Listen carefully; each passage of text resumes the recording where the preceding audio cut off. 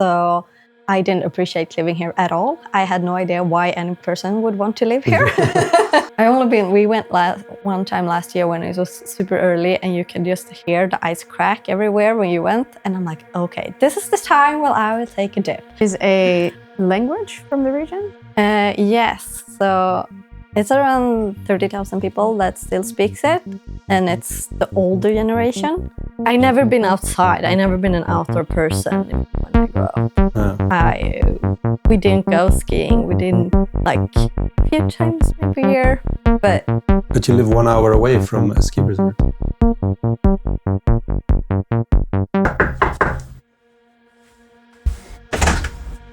Hey, Sara!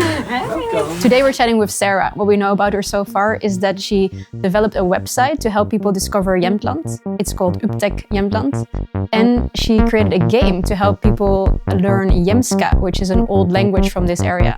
She's also a graphic designer. We can't wait to hear more about her story and get to know her together with you. Okay, so I wanted to start by the fact that you are kind of like a Jämtland ambassador, if I'm correct. I guess. Yeah. I turned into that, maybe, if you can say that. Because are you originally from here, from the region? Yes, I'm from Östersund. Okay. And then now you've been doing a lot of things that are as Jämtland into the story, I would say. Maybe you can elaborate a bit on the website that you started. Is it called Upptäck Jämtland? Yes, Upptäck Jämtland.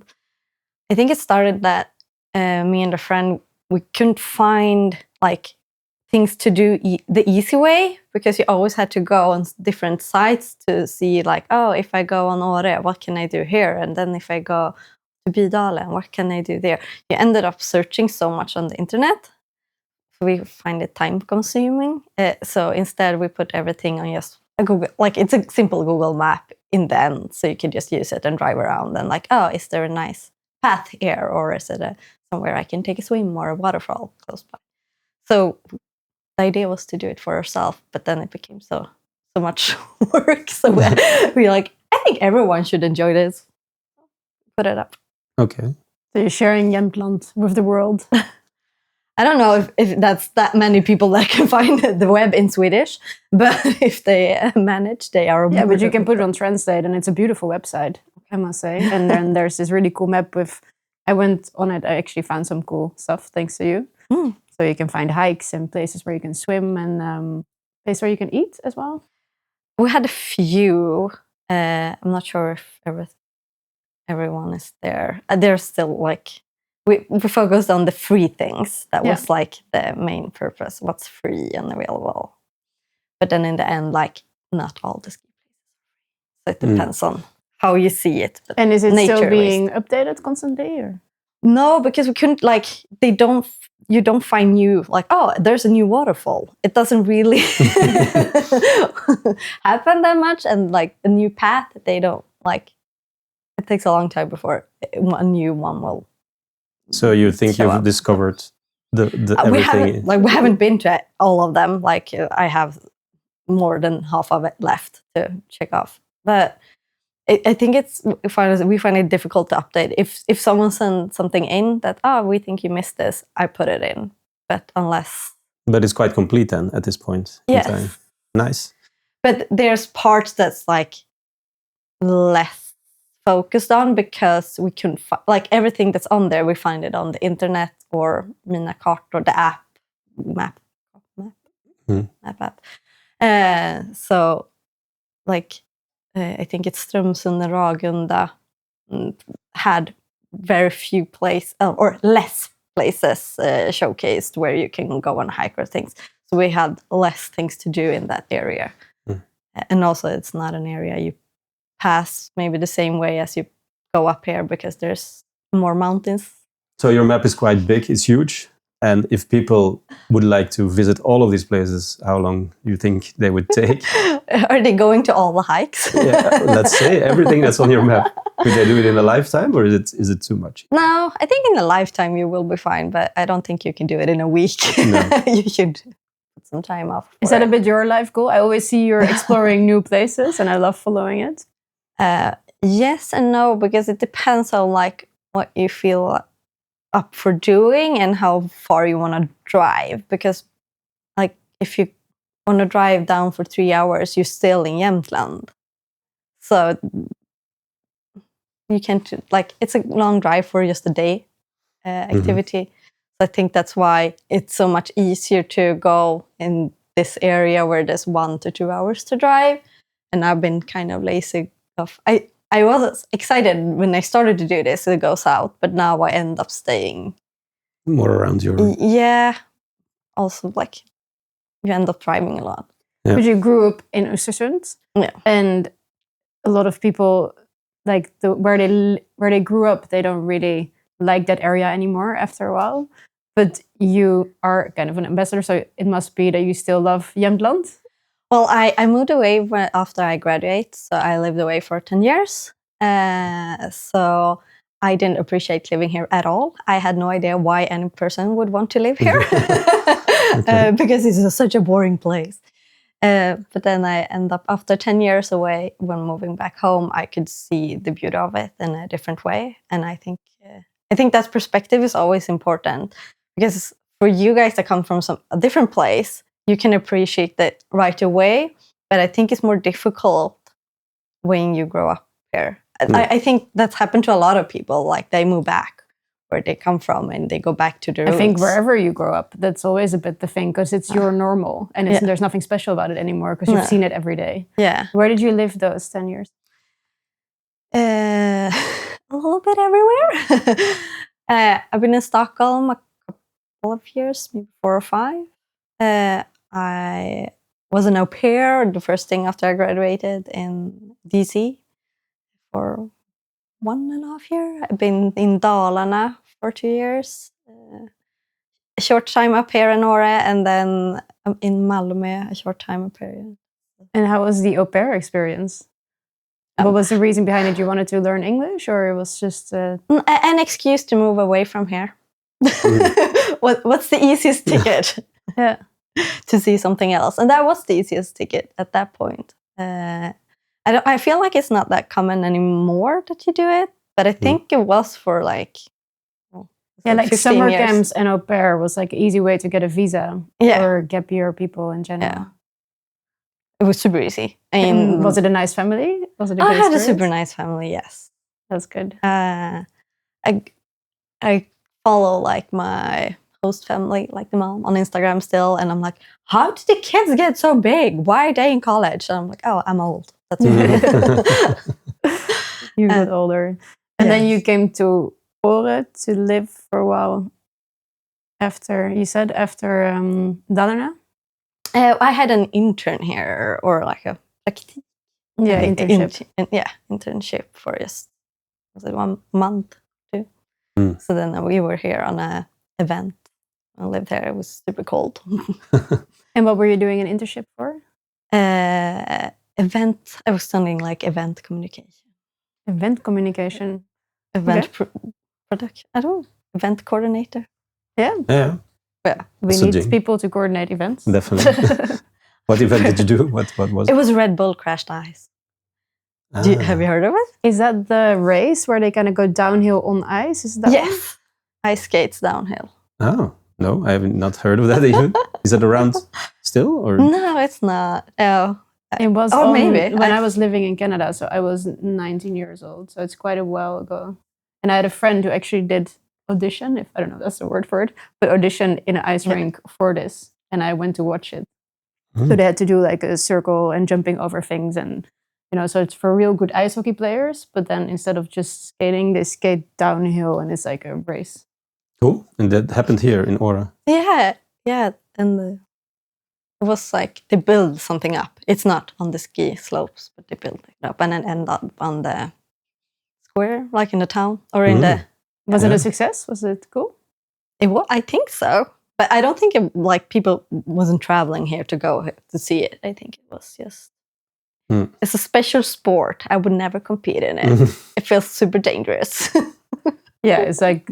Yeah, it's real Red Bull, right? Like if you most of Red Bull things are quite dangerous. Yeah. I feel like just normal ice skating is enough, maybe, and not go downhill on ice skates to over jumps and stuff. Like the factor of speed included. Are you one of those people that goes to search for the ice when it starts? Yeah. Very excited. Very soon. It should be soon. Soon. It Yeah. should be soon. Yeah. What are the weeks that it's normally ice skating time? This month. So November. Yeah, November. Yeah, I think we already missed like the last year. I already been on ice skating a few times at this point, but the winter came earlier last year than this year. But in November, one weekend. That's about it. Then it comes snow, and then it's too late.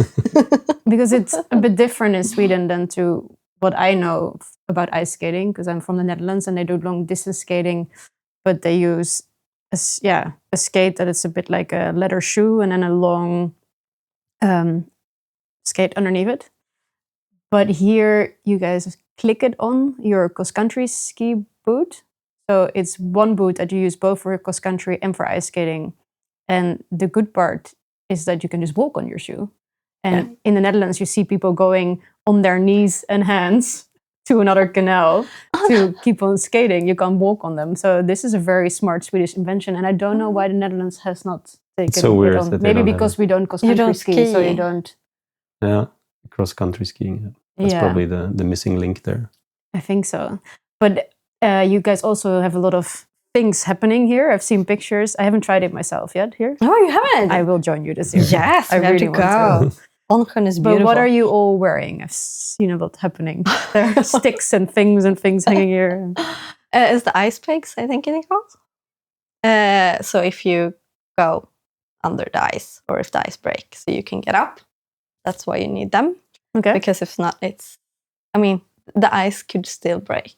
What's the minimum centimeters that you normally start to explore the ice? I think it's quite little. I think it's 3 to 4 centimeters. Crazy, right? It's very thin. Should hold you. You can count that in some kind of way, which I haven't really. I'm not the first person. I will go if I see that someone else has been going, because I still feel like maybe because I don't you want to guys winter also have a bath. stick with something on it so you can measure the ice, right? Yeah, there's like an ice, like a ski.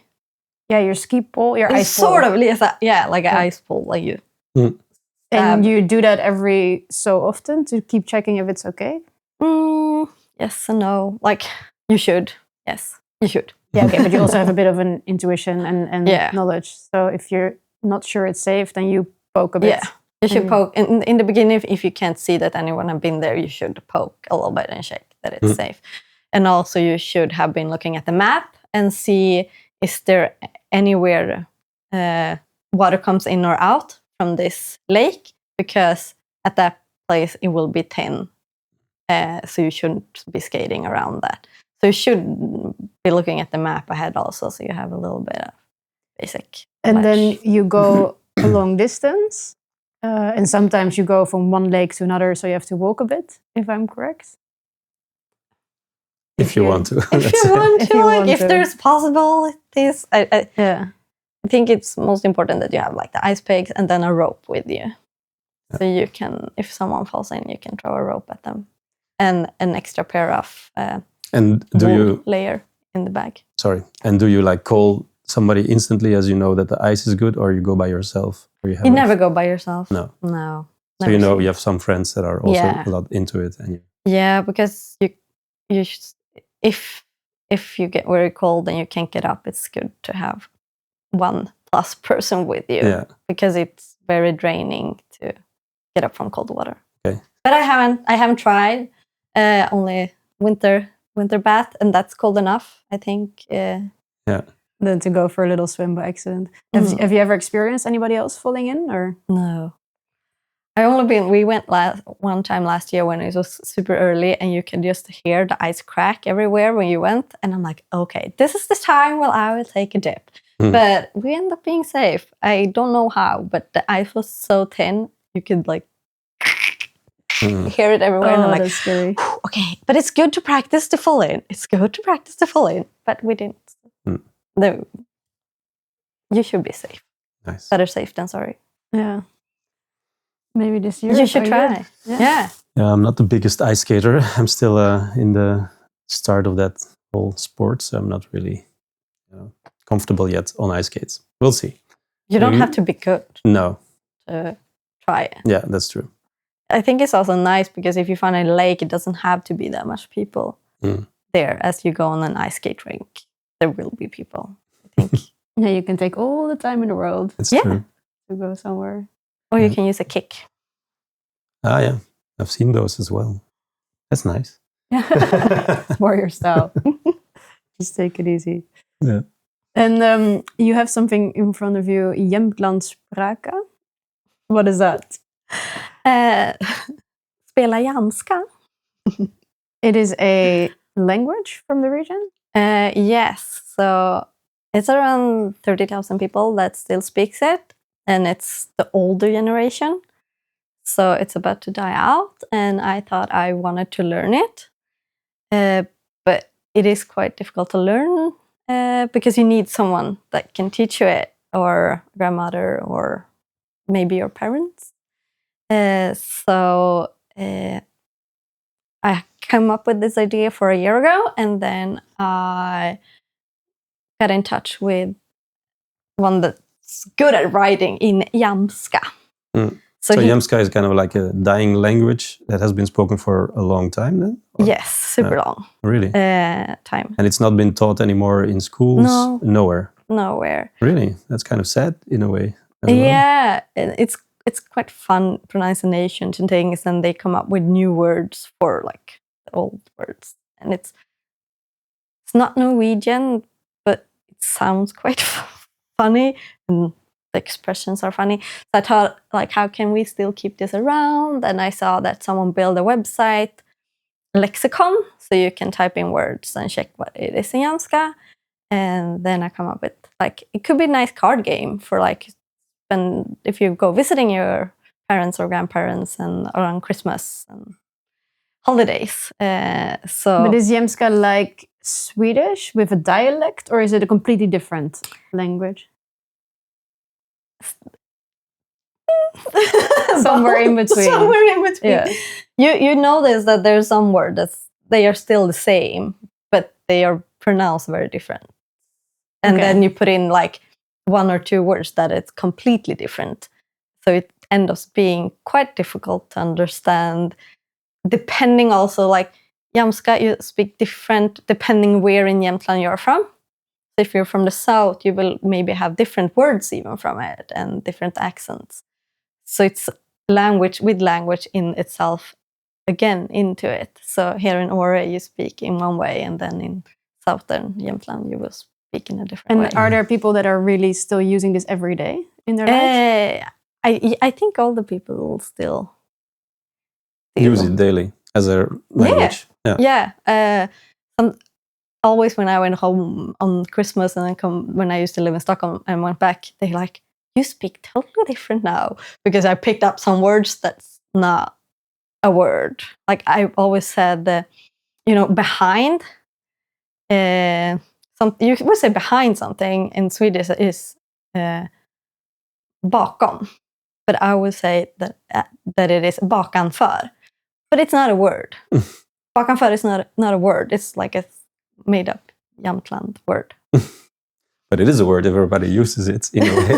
Here, yeah. If people here, like, if you're from here, you will understand it. But when I say it to someone that's not from here, they're like, what are you saying? Yeah. That is not a word. Yeah. Like, I'm pretty sure it is a word. Are your parents still speaking Jämska? They can, but I think it depends who they talk to. And they learned it from their parents or from school? No, I think it's just something you learn from your parents. Like, you don't study it. I think it's more of a culture language. Yeah. But they didn't teach you then? No, you pick up those kind of like sentences or words, or that sounds funny. And then you picked the coolest words and put them on the game? Or what was your process of creating the game? Yeah, I had this, he's called Manne, or his name is Manne, and he's from Offerdal. And he helped me with the words because I went into lexicon. There's lexicon even in Jämska. And we picked up like a few words we like, and we changed them. And like we wanted to put words that you use sort of today. So you could, because some words that you don't use anymore today in the same way. So I wanted to have like normal, as close to normal sentences. So it's words and a sentence on each card that you can use in everyday. And how does the game work? It's only that you only play, like, you will have 2 or 3 people, and you read a word and you're supposed to guess what it means. Ah, nice. So it's sort of with other words, but you're guessing what the word means or what the sentence means. So I feel like the sentence was easier than the word. And then... So you brought a prototype. Yes, this is my prototype. I got one last week, and now I get the finished version.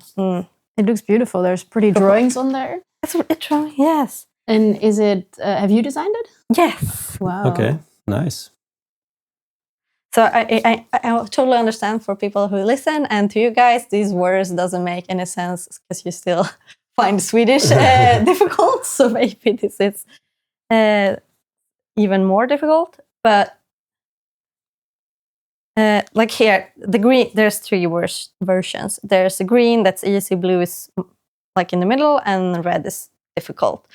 And the green ones, I just took like, these are the ones I heard that you've been told then that your parents spoke. So I think that will resonate with some people and maybe not, because I find it's more difficult to rate these. But it's also like a process of creating something. Maybe some people think some are easier than not, and maybe people have heard it or not. So it's more like a fun way to bring back an old language. So I would just take one example. So, you know, when you're cold, it's frusen. Have you heard? Frusen. Yeah, it's like frozen. Frusen. Yeah, Yeah. frusen. Okay. So we would say it's hurven. Hurven. Yes. Hurven. So it's not at all similar. Yeah. But, you know, you're cold, you're hurven. Hurven. Yeah. And then in a sentence, would you say, it was dusty weather today, I'm cold. I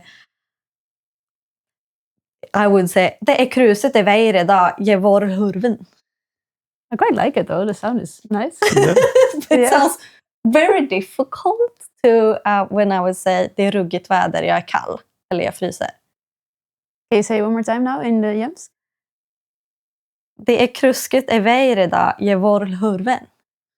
Yeah, different but the same in some way. Like yeah, for us it's probably not as different as for you guys, but no, but I thought it is a big difference. Yeah. Victor, did you learn to speak this in your life? I can one word. Which one? Kangaroo. Yeah, spider. I would think a kangaroo. Kangaroo. Kangaroo. I was like, I know that one. I don't think it's the same in Norwegian. Yeah, it's the same. That's why I know it. And then there's like Mylta. It's a lot of people know Mylta, which is cloudberry, right? Yeah. Mylta, Hjortron. cloudberries. Yeah. Okay. For me, Mylta is when the cloudberries has been like melted, like when you have picked them and it starts to, because it starts to melt when you have it in a jar. Oh, yeah. Then it's Mylta. That's how I learned it when I grew up. Yeah. That Mylta and cloudberries are different things. Like cloudberries is the berries on the Oh, yeah. that's growing, and Mylta is the thing that's Picked and getting soggy. exactly. Yeah. But I'm not sure. Maybe No, I'm not an expert either. I just had this idea and I had It's time super fun to do that you're it. turning the idea into reality. And where did you learn to design these beautiful things? Oh, I studied. I studied. You studied. I studied communication and graphic design. That sounds like a Long fun time combination. ago. 2013, I think. Yeah. Yeah, that's a cool combination, I think. And communication and graphic design, the two of them, because often I think it's one direction. Yeah. You go. Both are in these cards. Yeah. Communication Very and true. design. I was just wondering about the game. Do you hand out cards to everybody and then, or is there a system behind it? Like you have scores and everything, or is it You up will to get you? scores depending on how many words you can create. So Yeah. it's sort of, you can come up a little bit with your own rules, but depending on if you want to, how difficult you want to play, or should your grandparents maybe need to use the red version because it's more difficult than the lighter one. So there's a few ways to play it, but I also think that the best is if you come up with your own version of like, should we start with a game? Should we draw cards? Like, It's kind of free. a little bit free. Should we try one? Tussu. What do you think it is, Val? Too soon. No. And in the full sentence is je ken me tussu idag. I can kiss myself today. Close. In Swedish is jag känner mig sjuk idag. I feel sick today. Yeah, tussu är sjuk. So tussu is sick. Yeah. Yeah. I found the hardest in the word pjoller. Maybe I should go for green, but I'm going for blue. Okay. That was a green one, the one that I did, by the way. Pjoller. Pjoller? Yeah. Let me guess. Pjoller. Do you know what it means? I don't know the blue ones. You don't know. I sort of know them, but like I forgot. Okay, I'm going to try to say a sentence with it. But, my Swedish is already horrible. Slut och pjoller på mig det dennan och da att nå en nå. Sluta larva dig. What's it in Swedish? Trams, fjanteri. Yeah. Sluta att fjanta med det där och sätt igång med något annat nu. I have no idea what I'm saying right now. Does it make sense? This is gonna be a new series. Team Bell. Learning Jämska. I should stick with green, that's clear. But So stop being silly or stop fooling around and start doing something. Yeah, so pjoller means being silly. Yeah. Kind of. Oh, I like that one. Or no, you say pjoller. Pjoller. Pjoller, nice. How do you say Facebook in Jämsk? Do you know that one? Is it a green, a red, or a blue one? It's red. Facebook in Jämska, you know it. Yeah, göra en lousboka. Yeah, there you go. Yeah, lousboka. So the sentence is like göra lous. It's like I have nothing to do. Book. Really? So I guess That's right. awesome. They translate into I've got nothing to do book. Yeah. Facebook. So the old people think it was kind of useless. Facebook, I guess, in a way. I love it. That's a really good making of the word. Ja. Can you say this sentence underneath the Järlusboka? Jag sitter bara här och går om till göra lousboka hela dagen. Oh, your pronunciation is so nice. Love this. Not sure that I'm absolutely correct though, but I'm a fan. it's It sounded good. Yeah. it's more like a.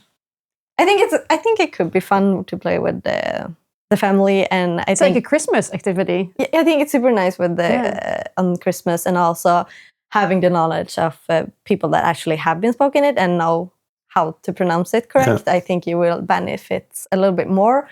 I think it was super difficult for someone like in Stockholm and coming here and like, what? How do you pronounce this? Because it doesn't really make sense how you pronounce it, even if you read it. So. And where can people find the game, buy the game? I haven't found a store here yet in Åre. I will try. There's a few places in Östersund, Hamngatan 12, Jamtli, one in Offerdal, in Kaxås. And is it also available online? Yes, I will try. Very cool. So we'll put the website where you can buy it in the description. It would make sense to no one. That's not It's great. from here. I think your family is visiting. Maybe we should play it with them and just go crazy. I should have it in English version maybe too. Under the fourth language. Yeah, for tourists it could actually could be fun. funny. Yeah, For sure. yeah. I think it's beautifully designed and it's a Thank you. creative idea. It's really nice. They had this Christmas market at the. Have you been to that one in Östersund at Jamtli? I really want to, but so far we haven't made it. Yeah, yet. it's huge. Like it's like a Christmas version of Åre höstmarknad. Around 20,000 people come over the weekend. Saturday is like too crazy to even go almost because there's so much people. So it's the same here on höstmarknad. Yeah, The fall market. It's quite busy in the house market. But it's super cozy to walk around, and they have all this Christmas lighting and all these shops. And the difference is here that you actually have to dress out from that, like you're from further back in. What do you say? In time, yeah. So you should have like a fur. Traditional clothing and stuff. Yes, traditional clothing and like being more of, since it's a museum usually, Jämtland. Yeah, it's like an outdoor museum, right? So they wanted to feel it like an old Christmas I think I've seen a picture of you with a beautiful outfit like that. Yeah, I had this folkdräkt. Yeah, that makes sense, like a folk costume. Yeah. I have one, but it's starting to get too small because my grandma was so tiny. So it was from your grandma back in the days. Yes. Wow. In the days, it used to be that every midsummer you wear the midsummer, but it also was produced specifically per person, I guess, for each member of the family. Yes, and also like where you're from. It's not even. I don't think it's even like a Åre. I think in Åre they still have several different, because the one I have is very connected to the place my dad is from and the church he belonged to. So like it's called Sunne. So they have different colors and styles on their costumes. Yeah. Okay. So that could be a fun game as well, that you put the picture of the costume and you have to guess where they're from in the region. Yes. Super difficult because one knows, because no one used them anymore. No? It's only for traditional holidays, maybe. I think Dalarna is better on that. They actually use them. I don't think they're that. But they used to be all over Sweden, also in the south, I guess, and in the north, everywhere.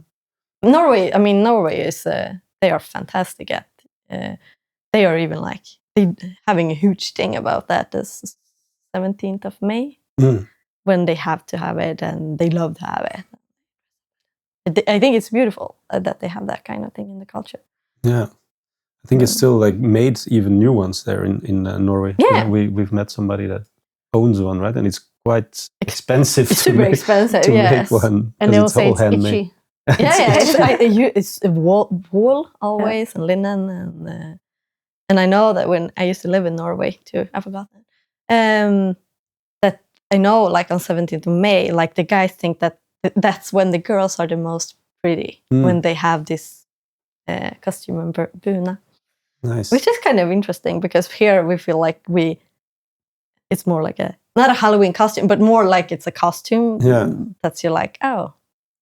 Instead of like thinking of, oh wow, this is as beautiful as it can get. Yeah, the best one yet. It's pretty weird that they see it. Yeah, it's nice. Yeah.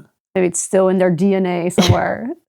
Yeah. But I guess it used to be also like the Sunday thing you wear to church or something, where it comes from, or you have any idea, or was it used to be wearing every day? I guess not. It was also only for holidays way back when. More like a holiday. We don't have something like that in our country, I think. Maybe. No, I know, but we really don't have that. I know. You don't own that. We don't own any costumes or anything. Not specific. There's like the old farming clothing and stuff. Yeah, like but I mean, not like a Sunday outfit that is specifically made per region. I really like that about the Scandinavian. Is it the same in Finland, I guess, maybe also? Or is it only... Not sure. Anyway, now I'm drifting away. They want to do saunas. They want to do saunas, yeah. No clothes, Tim. No clothes. I don't know, but I like the idea. I think it's Naked. Cool. Yeah. But speaking of design, because I'm still staring at these beautiful books, that's your main job right now, I think? Creating things, marketing, taking care of people's dreams and then turning it into reality for brands?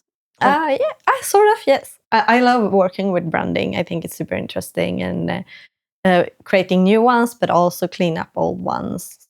That maybe you created this graphic profile 20 years ago, and then you still have to develop it and clean it and change it for today's, how things looks today. I mean, that's what all brands do all the time. They tweak a little bit when you go into the future. You have to.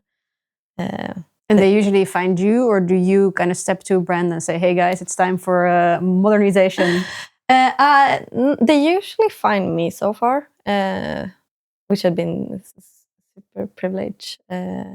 I don't know how, but I really love doing it. And I really enjoy when you can work with companies around here in Jämtland in the area and how to help them to step into the future or today and how things look, and always tweak it to be more modern. Or So basically their whole branding from top to bottom, you can help with the logo and the website and everything. Yeah, depending like on how the CMS and how advanced the back end. And you work from home mostly, or do you have a space somewhere that you use? I have an office at what? Yeah, I'm renting a desk. But Where? because Monday. Ah, yeah. Okay. Oh. Yeah, we're gonna have Martin on our podcast as well later. How is that working there? It's a nice environment, I guess. Yeah, but it's also been like empty periods, and I've been working at home in time. So yeah, so now you live back in Åre, I think since, what is it, a year ago? 2 years now? No, I actually moved here in April. Oh, so only half a year. Yeah, not that long ago. No, but it feels like I've been here so much since my boyfriend lives here. So been here like a half week and in Östersund a half week. That's what I've been doing the last 3 years. So maybe more living in two places and having shit of stuff everywhere and you can't find anything because you don't know where to put it. Do you have a preference, Östersund or Åre? I like both. It depends what you want. I think that's the whole part of like living up here. You can't have both, but you can have one. So either you have Östersund, which is close to the mountains, but you always have to drive. But there's more job opportunities, maybe different salaries, maybe I feel also the grocery store prices are more differentiating than here.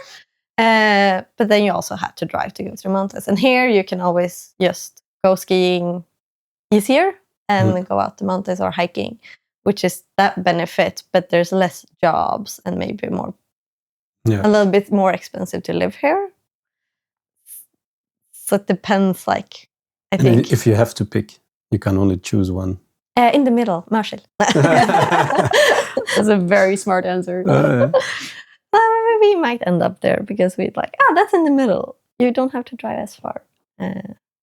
Yeah, it's a nice place. I like Mörsil. Yeah, we don't know Östersund very well. We've only been there a few times, and I always feel a bit lost when I'm there because I barely know it, I think. And I know where the main street is, and I know where the water is, and where I can park. And but it's not that big, though. It's not that big, but I don't feel very much at home yet. Yeah. But maybe that is because we spend so much more time here. I always feel that a city you get to know over time. Yeah. And it's lovely to just stroll around and walk into random streets and random shops. So maybe we should just do that one day. Just go into Östersund with no plan and just start roaming around. It's see where nice. we end up. But how do you like it here? You've been here a couple of years now. Yeah, we like it here. Obviously, otherwise we would have left by now, I would say. No, but the plan is to stay. We really like it here. It feels like home. And the longer we're here, the more people we get to know, the more we feel like part of the community, which is, I guess, always the nicest part of living somewhere. Yeah. It's not a cheap life. Like you say, it's quite expensive. But in this case, I think it's expensive. It's worth it. Like the quality of life is so high that I don't mind it being more expensive than, let's say, another place in Sweden.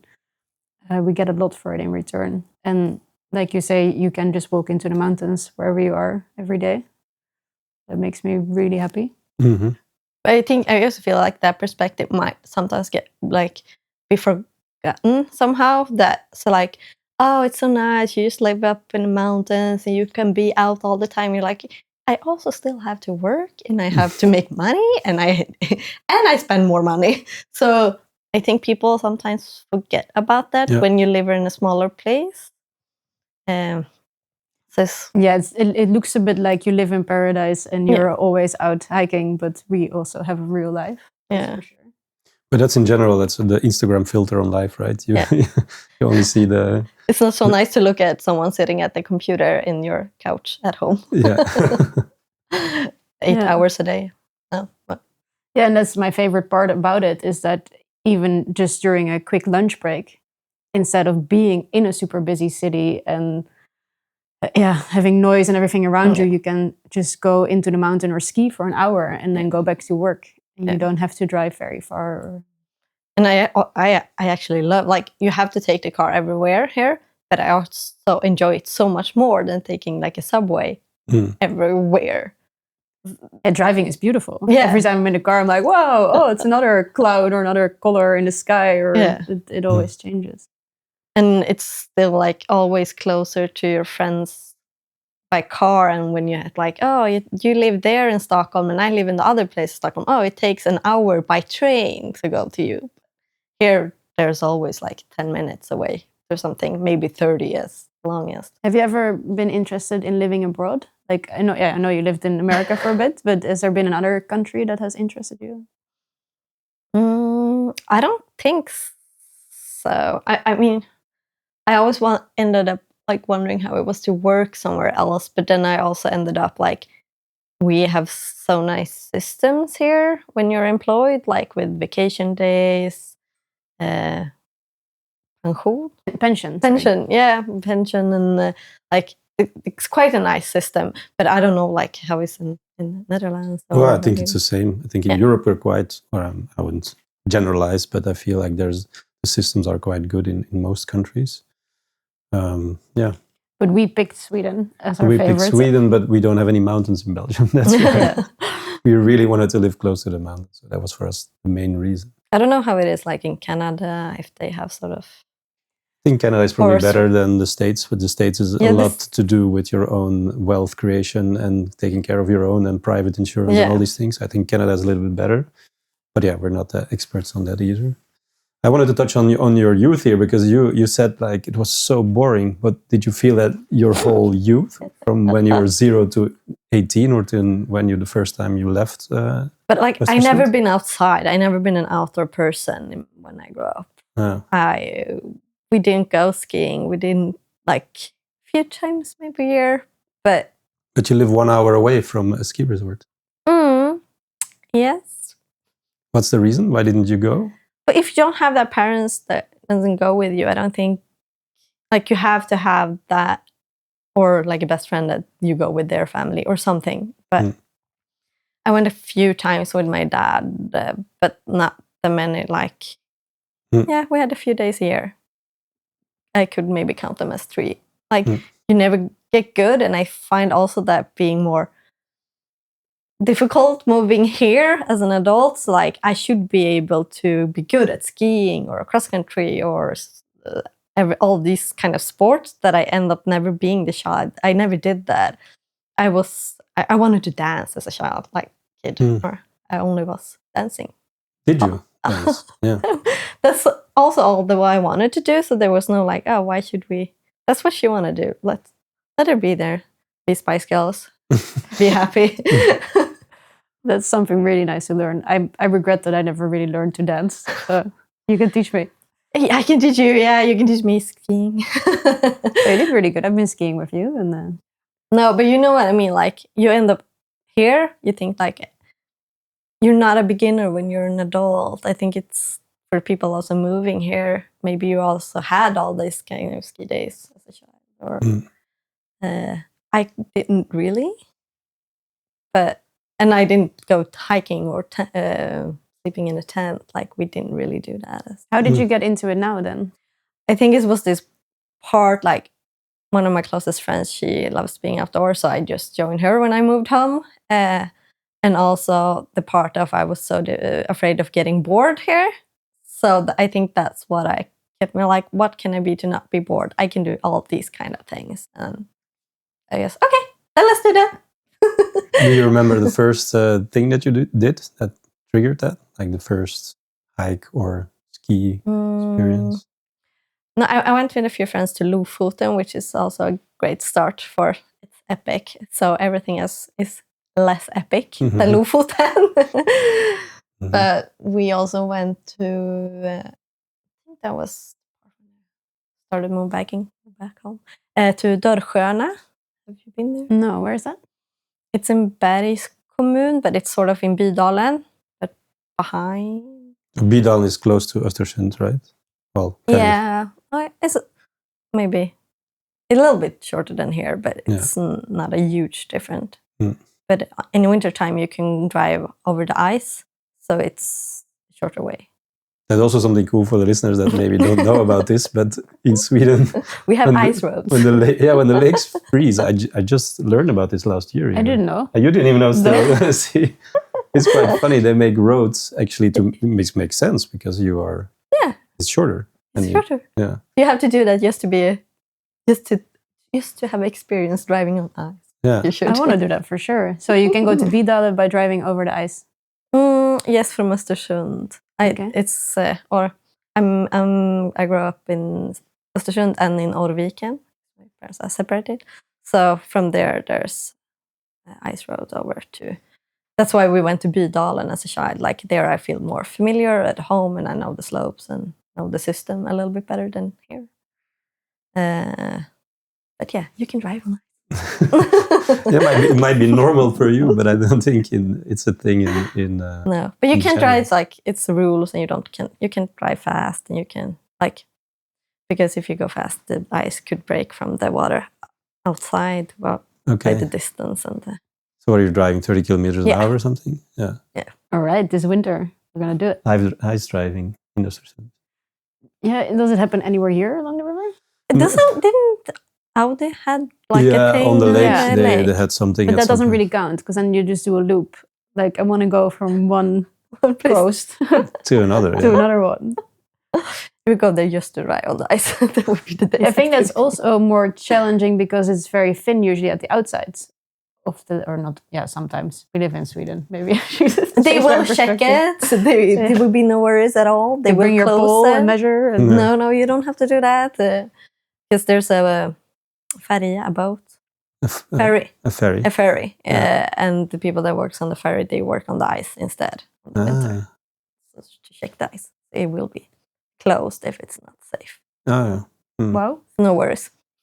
And it's a couple of months per year that you can use that boat. Yeah. But then you don't know again, depending on the weather. Yeah, sure. But usually January, February, March. I know that you've been to quite a lot of cabins in the area. Up in the mountains. The few that we don't have that many. Wow. For a Dutch or Belgian person, it's a lot of fun. For people who are listening who think, I want to go to Sweden, but I want to sleep somewhere in the middle of nowhere. Yeah. How does it work, the system in Sweden? I think the STF is the best. It is Swedish Tourist Vereniging. Yes. Yeah, I think that's the best way, and it's also quite cheap compared to like a private hut. But you usually sleep with other people, like in a dorm, or there's a few places you get a separate room. Is it around 400 kroners per night? Yeah, I think so, 400-500. Yeah, it's around 40 euros. Yeah, per night. Yeah, I think that's the best way to get out in its way, and then you can also check what do I want to have there. Either at few places they serve food, so you don't have to bring. You can buy food at the place, but the most of them you bring your own food and cook it. So and do you usually bring your own sleeping bag, or is a bed ready? No, you bring your own. You bring your own sleeping bag. Yeah, and then you can do a tour from hut to hut. In the mountains. Yeah, as well. Yeah, I think the most popular route here people do in winter and summer in Jämtlandstriangeln. Mm-hmm. Yeah. I actually never went. Because I found that if everyone do it, I will not do it. That's the kind of person I am. I'm I want to go with people are not going. But it's a great place to go. I've been to Blåhammar, which is super nice. Have you been to Blåhammar? Yeah. And that's luxury version because you have the food, and we had our separate room. And but now the restaurant is closed. Oh, it is. Yeah. That was but I was very surprised before moving here that these systems were in place. The whole huts. And you've been to Lukansläger, which is also super nice if you want to go with your group of friends and have your private thing and or private hut and doesn't want to bring walk everything as far. I think because it's so much closer. I think it's 6 kilometers. Yeah, and the cabins are often 1.5 kilometer. Or 15 kilometer. Yeah. 15, yeah? Yeah. You count in miles. Yeah. This is the funniest, weirdest Swedish thing that I've also learned. Yeah, you do distance times 10. Yeah, or they divide it by 10. No, but it's not a mile in the English mile, No. which is 1.4 or something. Which hut have you been to? I've been to Stendalstugerna. It's super nice. It's super nice. I was really surprised because I'm somebody who does things without researching a lot of it. So I just go there and then experience. And I was really impressed. It was really nice. It's one of the latest built also, they said. It's new. And there's a separate sauna building on the river. Yeah. Really beautiful. I would definitely recommend that one. And then I went to Gossen, which is closed now, which is a bit sad. But it's like a very more, I would say, wild experience there. It's quite in the mountains. So yeah, and then you've done the triangle. Yeah. Did you enjoy it? Sorry? The triangle? Did you enjoy? Oh, I loved it. I really, really liked it. Yeah. And now I'm ready to do other things, but that for me was a bit the starting point. Yeah. I think because I went by myself the first time. So knowing that other people do it gives me like a comfort of... What season did you go? End of August. Oh, nice. So no mosquitoes, beautiful colors, not too many people. I think the timing there is perfect at end of August. Is, so really pretty with the colors. Yeah. But I also think it's a good way to get around without having to bring a tent. Like it gets easy, like lighter packing. Yeah. I did it with the tent. Oh, you did it with the tent? Yeah, 2 times. I like the idea because I can just then camp wherever I want. But I do want to experience the hut triangle one day as well. And I want to stay in every hut. I think it's really cool. And I think when our kids are a bit older, it will be even more fun to do it with them. Yep. Yeah. Right now, if it's far hiking, they are complaining too much. It's like, I mean, again, that's too far to walk for It is though. that age. But I asked the people, and they said some families do with small kids. So yeah, we had a Belgian family here who did it with their kids. And I was super impressed.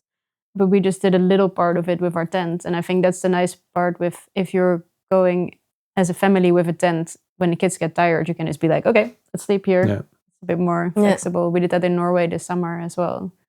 We found this beautiful place to sleep at up in the mountain and just far enough for the kids, but also challenging and with ropes and stuff. It was Have you found any favorite places around here that you really enjoy? You have your thing there near Kal. Skeptic. Yeah. That's nice. Hard to pronounce for a non-Swedish speaker. Yes.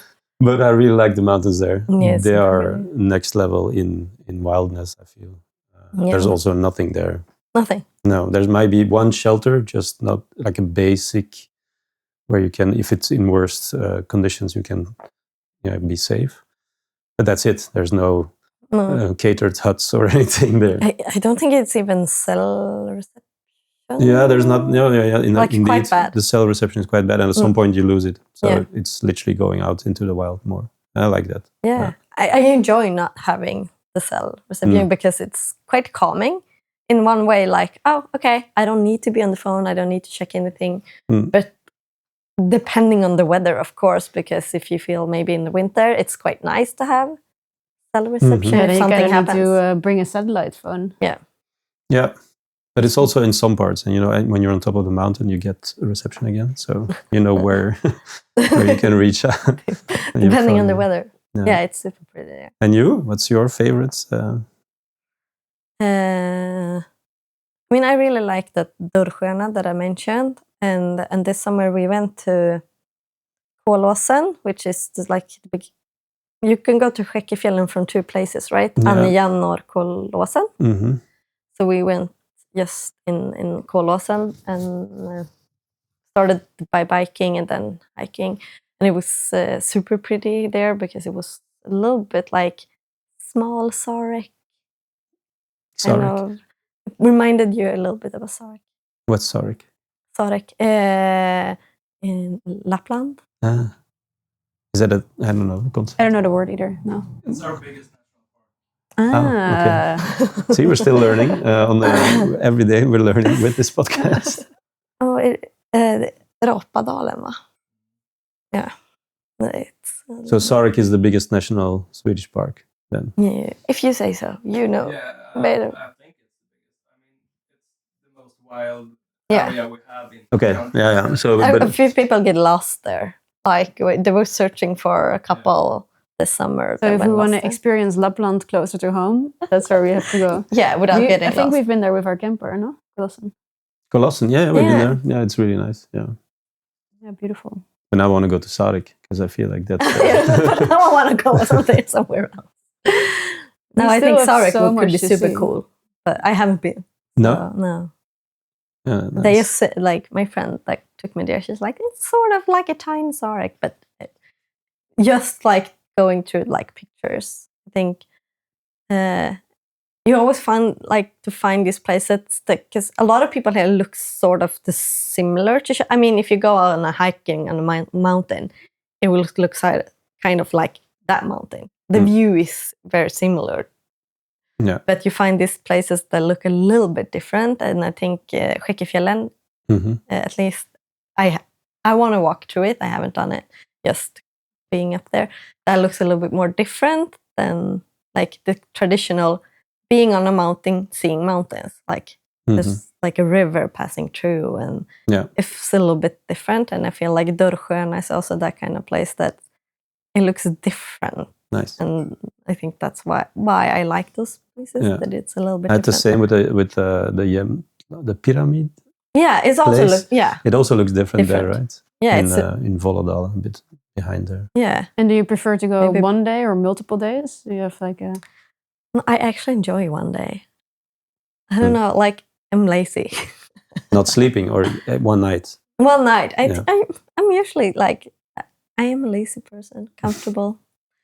I don't enjoy being like out of 2 days is also fine, but you don't sleep super well in a tent. You don't. So you end up being and you hike for a long distance. That's why I think like one day I'm very happy. I'm that person that enjoy one, like also day trips that you can go 15 kilometers by day and come back home. That's why I enjoy that you don't have to be out a week at a time to enjoy something. And that's the fun part of living here, that you can just do that. You don't have to drive 10 hours first to get somewhere. No. I mean, if you go up here, I understand that you want to, we're going to do everything we can and see as much as possible in 5 days, because that's what you do. Like when we went to Norway, we're like, okay, then we hike that one and then we can hike that part. And then you have a packed schedule and we can sleep there and there and there. And then do you have any don't places have to do that here in Sweden that you still really want to visit or hike or see up north? No, but I haven't been up north in Sweden, really. Okay. Only driving through. There you go. So I have so much left of Sweden. And of Jämtland, I guess, also on your own map. Yeah, that's a never-ending story. Yeah. But I think it's a different experience, I think. So Upptäck Jämtland, one day at a time. Yeah. Forever. Forever. No. Nice, that's it. We got the heading. Do you go on solo missions or you do always with friends? Or you mix it up?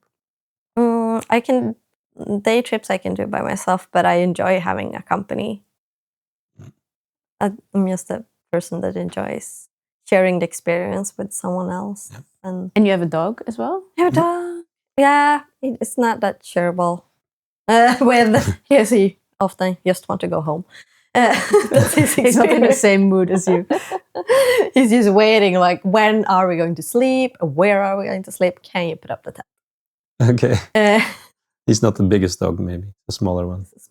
He's a small dog. I got him when I lived in Stockholm. So...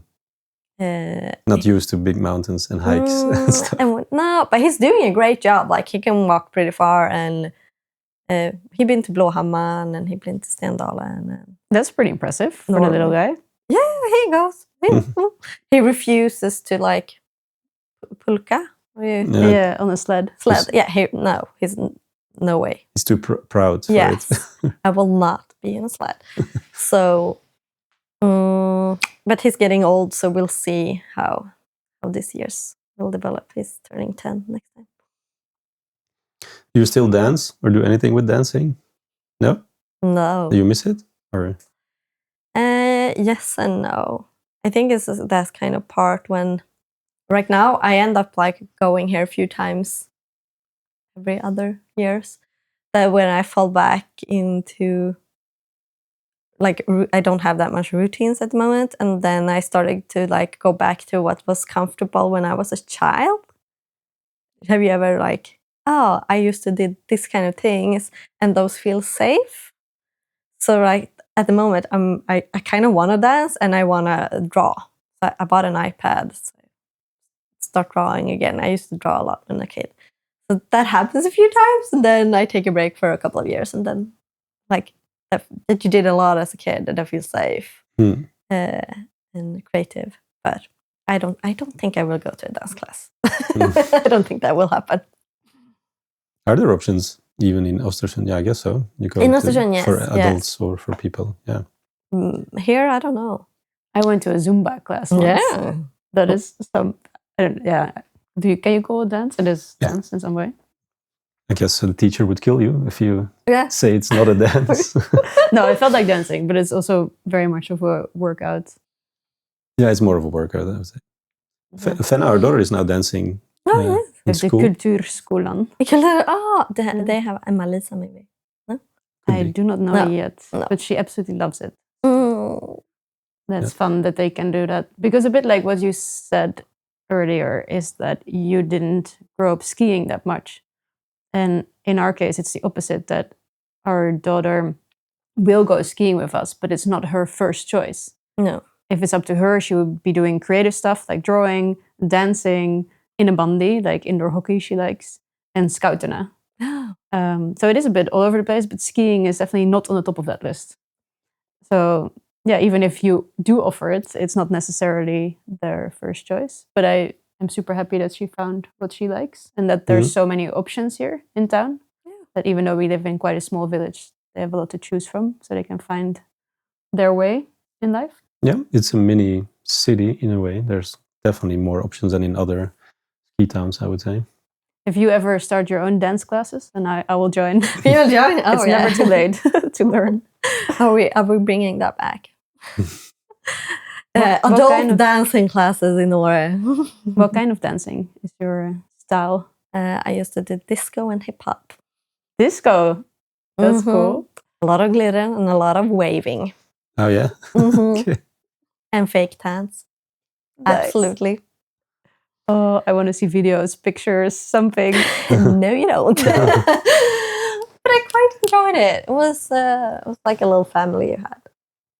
Speaking of family, do you have any siblings, sisters, brothers? I have two brothers, half brothers that are younger than me. A lot younger? 10 and 15 years younger. And they live in Östersund? Yeah, they live home. Yeah. I don't think they will move. No? Okay. I think I end up being the child that needed to do something else, and like, I don't know, if you're the sibling that needs to like, I need to see something else. But I guess you can say that because we're here. We're from Belgium. Yeah, we both needed to break free. Yeah. Sure. But then I come back home, so I don't know. But that's I think it's a thing here. You call it hemvändare. I don't know if you have a word for it. Hemby? No, vändare is walking, right? Hiking. Is return to home. Is return to home. Return to home. That's a nice word, but I don't think we have a word for that. No. We both kind of returned in some way, always. Yeah, we call our country now our holiday country. Yeah. And it feels like coming home in a way as well, although this is our home now. No, but I think it's a thing here, being a hemvändare. Like a lot of people move away, but then after 5 to, 15 years, they usually come back. And if you, I think it's most common if you are getting like kids and family and you end up like, oh, maybe the life puzzles because it gets too complicated. You end up moving back home because then you have your parents and people around you in a different way that can help you out. I think it's I think that community that you have when you have really small kids is super important. Yeah. And when our kids were born, we were close to our parents as well that first year, and that was lovely. But then after that, we realized that you can also find that community somewhere else. And here it helps that everybody moved here. So we're all a bit in the same situation, and nobody here, or barely anybody here, has their parents here. So we can help each other in that way. And I think that's quite nice. That's great. I don't know how the community is here. I was just going to say, do you feel connected to the Åre community at all? Because you're from Östersund, so it's kind of a separate world for you, I guess, in a way. Yeah. No, I think in Östersund you don't have that community because it's a little bit more like a city. It's like you don't have that it's not Stockholm, obviously, but I think it's getting too big to be community. Yeah, you might have smaller parts where of course, depending on interest, but I think the community is easier in Åre. But I also heard from people moving here that it's also difficult to like find their group of people or the community, because a lot of people that have lived here, they are also used to like people coming and moving all the time. So investing in relationships and friends and your new type of family. Like, have you found your way here now in Åre? I haven't been here so long, so no. I don't think I can count my 6 months here as a long time. No, but it's a start. So you could. Yeah. Have you tried to go into some communities here? No, Not I yet. will come on Mondays to Coffee Club, I promise. You should. That's one of the things you can do. Yeah. Obviously, it's a nice way in. Yeah, it looks super nice. I always say every that Monday morning in Duved we have coffee club. So if anybody lives in Åre, you're always welcome. Yeah. It's a bit by locals for locals to get to know each other. And it looks super nice. Is it work related at all, or is it more like No, it's just a very fun way to start the week, and you always meet or talk to other people. We've been going for 3 years now, I think, since we moved here, and it's never boring. Yeah, it's always a fun conversation in the end. And these days, I'm even making the coffees. I'm promoted to barista. Ooh, you leveled up. I leveled up. How many years did it take? 3 years. 3 years. Yeah, I'm there now. but it's really interesting because you have the time to talk to somebody and you get to know them like on a deeper level, quite easy. And then from there, whatever happens, I guess. But it's nice. Yeah, I think we all have this need for community, and we all have such a busy lives. And you work and then you ski, and you usually kind of stay within groups of people. Like we have the parents we hang out with, of the friends of our kids, or we have people that we ski with.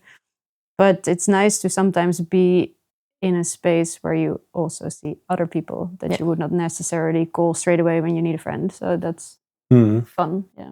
Broadens your circles a bit. Exactly. It's also a bit the goal of this podcast. So now they're going to call you and say like, hey, I want to hang out with you. You live in Åre. You live here. Can you show me around? Can you show me around? Yeah, because you know all the good spots.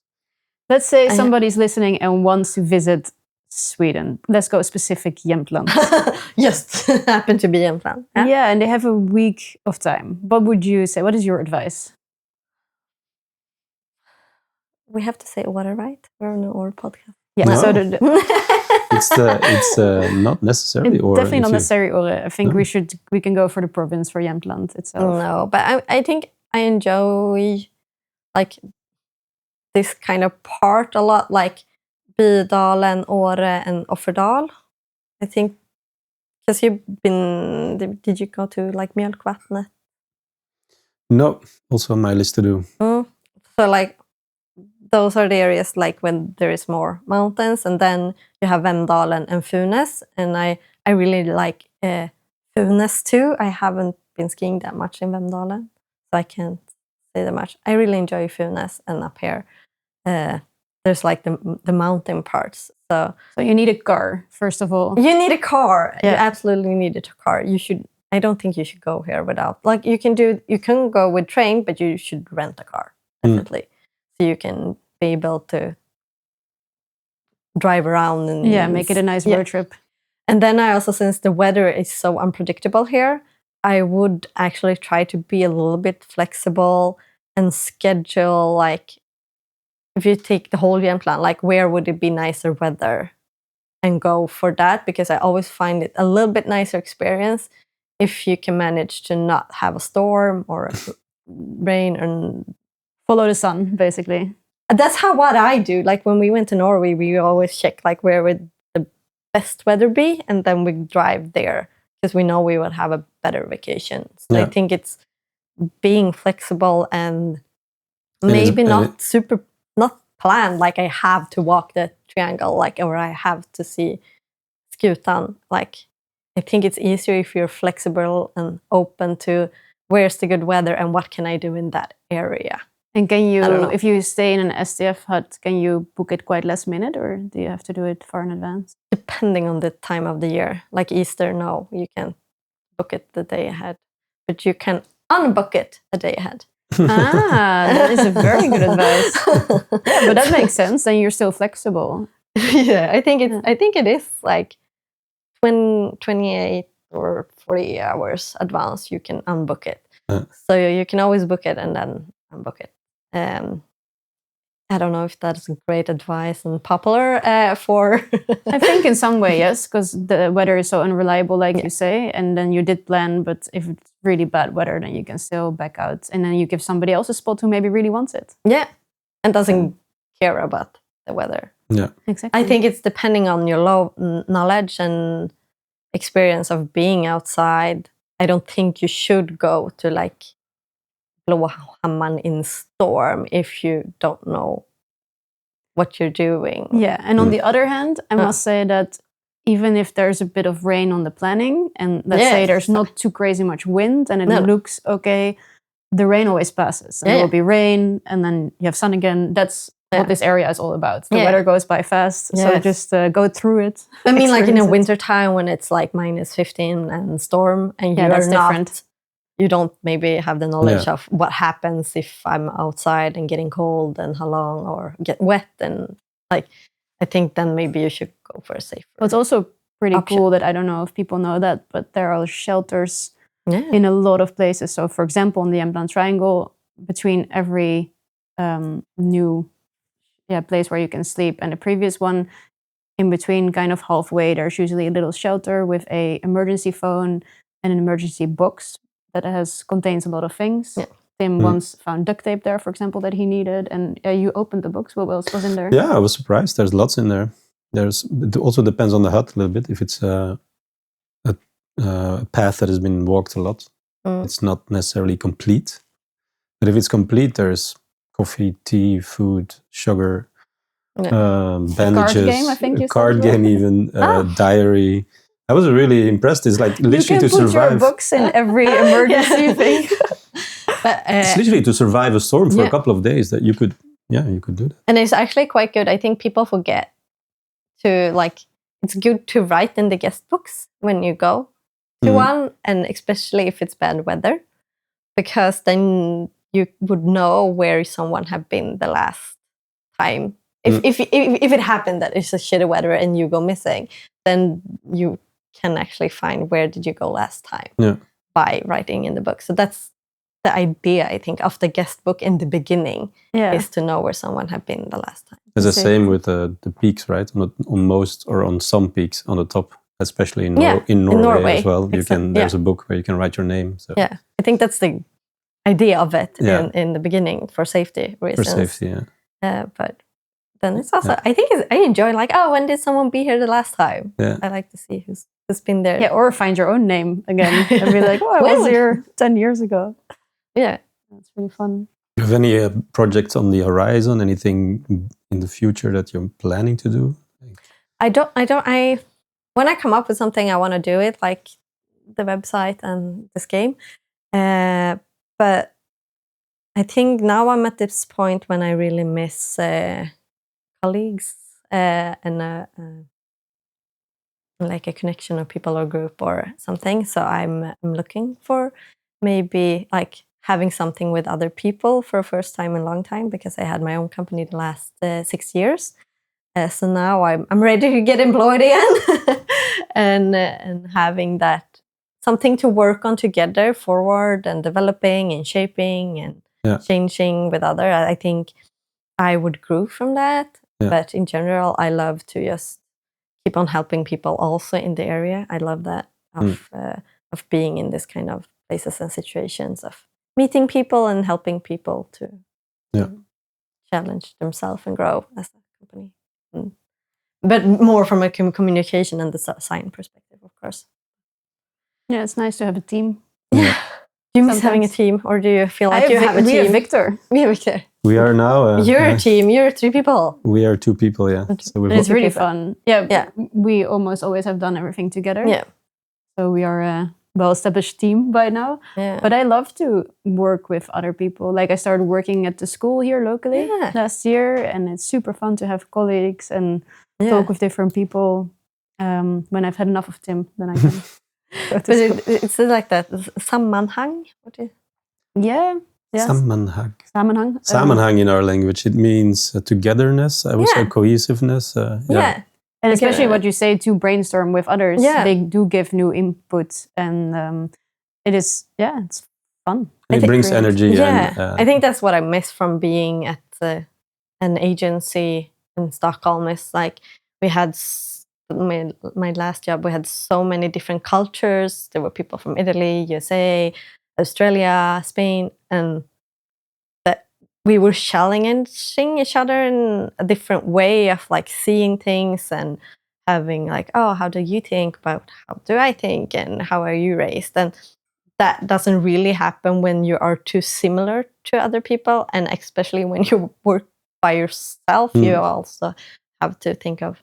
Is there a fun design communication company in Åre that you could join? There's not that many places here. I mean, like now, people are usually struggling because of the economy is not super stable at the moment. So maybe in the future, we'll see. But coffee club can be a good start. Coffee club would be a good start. To connect, and maybe something comes out of that. Yeah, but also just meeting people, and I think you should be more maybe open to like, oh, I have an idea, or how would you see it, and like challenge other entrepreneurs and like, okay, what are your challenges today, and I can brainstorm on your challenges, and then maybe another day I have challenges, and so maybe I think that's the thing. The people in a small city or town like here, you have to be better at also helping each other. Yeah, we're talking about that to create not a coffee club, but a brainstorm club. Brainstorm club. Yes. Yeah, you also have the House B Friday mornings. It's a bit like that as well, where everybody is welcome and you can connect. But brainstorm club in the making. If you create a design, then we can go from there. I will sign me up. I think it could be interesting and like tackling different problems that different people have and how. Yeah, like you say, when you see things from a different point of view, that actually creates something extra. You can have it like over a breakfast or a lunch. It doesn't like, it shouldn't take up more space than that. Okay. I think. Let's start brainstorm club. Brainstorm club. Where can people find you, follow you, follow what you're doing? My phone number is, I think Instagram is the easiest, maybe. Yeah. What's your account? My name, Sara Gärdegård. It will be in English. We'll also put it in the description. Yeah. You find me online. Not on TikTok, though. Are you on TikTok? No. No, not really. We have an account, but we're not very active. No. Instagram is where it is. Yeah. For us. It's also the easiest, like, I think you forget about Instagram. Do you go on Instagram map? Map? Mm-hmm. Is there a map? Yeah, sometimes. I don't know. Love that map. I find so many new places on that map. What? It's basically if you see a post, if I describe this correct, then, for example, she's been hiking somewhere, posts a picture of it and puts a location above it. And then if I click the location, then I see it in the map. And I can see other pictures also of people who have been to that place. Okay, so I've never seen this option. So you can go in the map and like you put search in this area and you will get up with people been posting from that area. And then you can go in and like, oh, how it looks here? What can I do in that area? I use it so much, but especially in Norway. Like, can you also go directly to the map? No. Yeah, so you need to go through a location first and then you can go from there. Feels like there should be a feature on their phones. Yeah, absolutely. Maybe you should start to work for Instagram. They have Rex Buy, but it's no one uses it here. What? There's a service called Rex Buy for influencers putting up like a maps and their traveling, where they have been and what your recommendation in the area. I know Polar Steps. Is that kind of similar? I don't know that, so maybe. You can see actually the trajectory and where you've been, and you add photos and explain how it is and stuff. Okay, well, we're learning. But they could do some similar. Yeah, they had guides in Instagram, but they removed it. Oh, I remember that. Actually, I like that. Yeah, I used it. I use it so much. Yeah, I put it like each place. It's like, oh, okay, everything to do in the water I had in my map, and then they took it away. Do you know why? No. Okay. I guess I was the only person using it. A sad moment in history. They want to be TikTok, maybe. Yeah, maybe they're focusing in another direction. Short time video. To wrap it up today, we have a rapid fire fun. Are you ready? Ski or snowboard? Snowboard. Hike or bike? Hike. Evening person or morning person? Evening person. Sauna or hot tub? Hot tub. That was it. That's it. That's all. Thank you very much. Not that today. difficult. Thank you for having me. Super nice. Thank you. Thank you for being here. For showing your game and everything and talking about everything. It was nice to hear. That we had a chance to get to know you a bit better. Yeah.